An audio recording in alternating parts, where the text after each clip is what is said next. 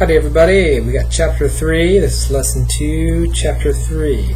We're talking about we talked about the earliest civilizations or the earliest tribes to look at and explore different types of activities, recreational activities. And you had some weird sacrificial type activities that happened, but mostly you had victory dances and you had hunting or skill building type activities. Then as civilizations grew, you saw a class structure.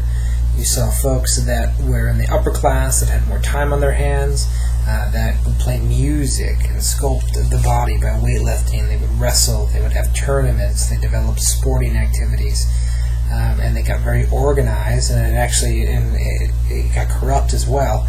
And you see all of that start to grow with these larger civilizations as the time went on. And then you have the Middle Ages. These Middle Ages were somewhat oppressive, and that's simply because of the government system. When you have a royalty or the ruling class, and then you have sub-ruling class that own lots of property. They're not the number ones, but they're the number twos. You have the very, very or non-existent middle class, which would maybe own the bar or run the local market. And then the rest of the people you have pretty much in slave labor. They're working constantly, and they never have enough money to move forward. There's no class mobility at all, and that's what you have in these Middle Ages. That's the reason for them being so dark. Is because when folks, all they do is work, and there's no ability for them to succeed, no way to move up in the social class, because it was all by birth back then and by bloodline. You wouldn't be very happy either. And so there was a lot of recreation was based in, I've had a really long, hard day, and I don't really feel like playing many games, So most of the folks in the Middle Ages went to the tavern and had several alcoholic beverages to take the load off of the day. There's also singing and music playing as well, and some festivals and things that would happen in the villages.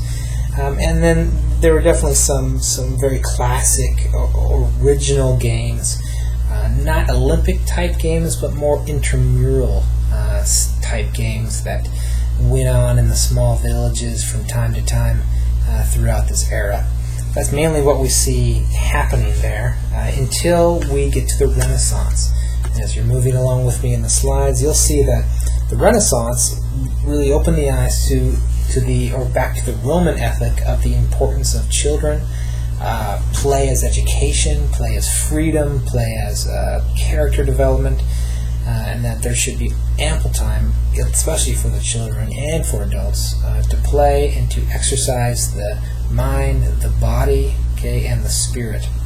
And so there were a lot of things that were revived because of that, where there were more of the folks that were in the upper class sponsored or provided outlets or areas for various activities to happening, singing, dancing, parades, festivals, and a lot of parks, libraries, and gardens. And these places were very important because they're sponsored by the elite in the society who get them developed. And there they are, they're nice, they're green, they're beautiful, they're open, and people can go and they can relax, they can have leisure time, and they can play a sport or an activity. And they begin to see this is a very enlightened, this is a very positive thing for all members of the society, even those that are working quite a bit. And so it lifts that dark side, that dark mentality, and kind of opens it to really infuse the public or the working public with a variety of things to do. And including with the library came very arts and cultural activities, where the arts, the painting, the sculpting, all of that was a big push during this time. And people appreciated it and enjoyed it, and it became part of their recreation. And so you'll see play again as education, or the philosophy that play is important in childhood, and that there's a need for physical exercise, for emotional release, and quiet time, and to indulge the right brain, to indulge in the arts, to indulge in creative outlets. And that's what the Renaissance has really given us during that particular time. Public squares, walks, statues, lots of artistic elements throughout the society, making towns and villages a much more beautiful place to live, and a place that really allows the mind and the body to rejuvenate a bit, if you will, after those long work days. We also see there's some information there on the Protestant or Protestant Reformation, and talking about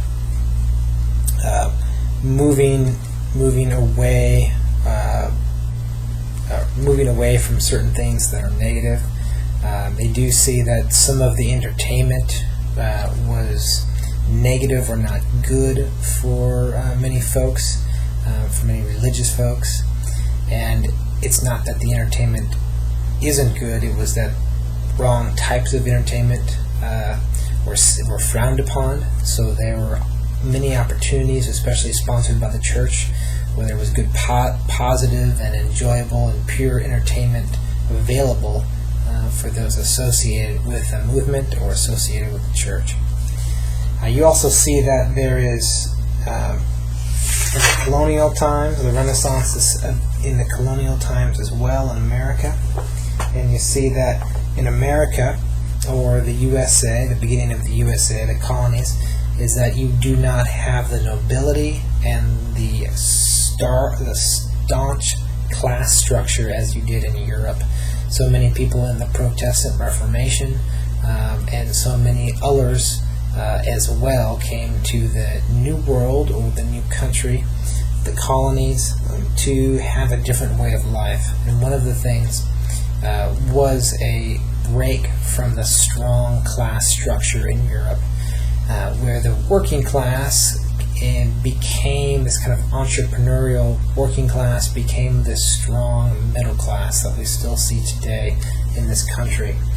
And with a strong middle class that had a strong religious attitude, there were many great recreational pursuits. There were plenty of competitive-based games, intramural-based games. There were also many festivals and many feasts and many exciting events to go to. Many were associated with the local church, as the government wasn't far-reaching back then and did not sponsor many things.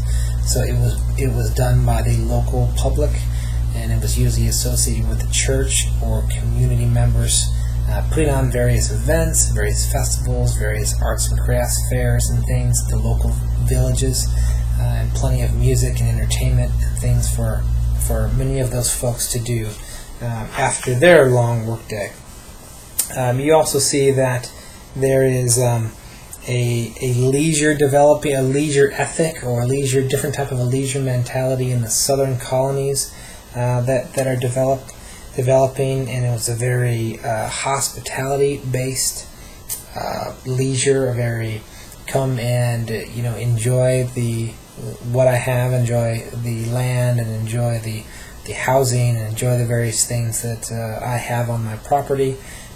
And there was a lot of leisure time and open and free time, and it was a very polite, very entertaining-based society, especially in the southern colonies, where dance was very mixed in. So was music.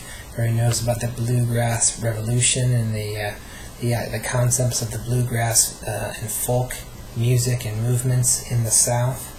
And there was also great emphasis on storytelling and recapturing one's family and one's history and their history through all the parts and the forming of the New World, eventually becoming the USA. Of course, also some large feasts and a variety of special southern dishes that came out of all of that as well. And if you're looking at the New England, or what we call New England or the northern colonies were more interested in the street type game. You had a lot of immigrant influx up in that area. You had the larger city, and it wasn't as spread out with as much land. So many kids playing in the streets, and eventually leading to the development of the local park and the local playground area, which we'll talk about later. But this is important, is the street kind of football / soccer type, baseball type games were being played quite frequently in New England, and it was one of the very popular thing to do, as well as there was a lot of dancing, and there were also, of course, there were bars and things like that to go to.